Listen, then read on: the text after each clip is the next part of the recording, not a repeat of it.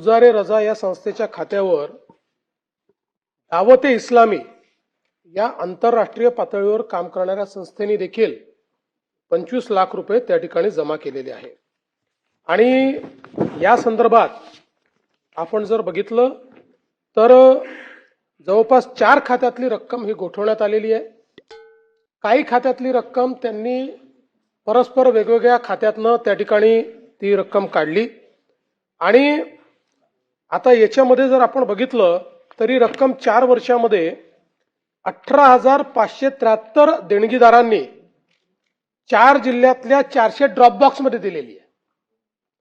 त्यामुळे त्यातल्या सगळ्यांची माहिती देखील नाही। त्यामुळे आता ज्यांचे चेक आहेत किंवा काही असं आहे त्यांची माहिती घेऊन त्यांची पडताळणी चाललेली आहे की हे लोक कोण आहेत।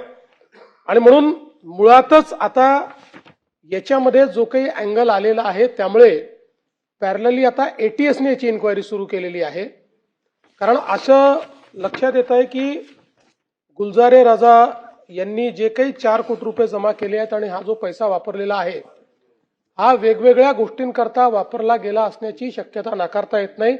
ज्या प्रकारे परदेशातल्या विवादित संस्थांकडून त्यांनी पैसा घेतलाय म्हणून आता सगळे अकाउंट सील आहेत।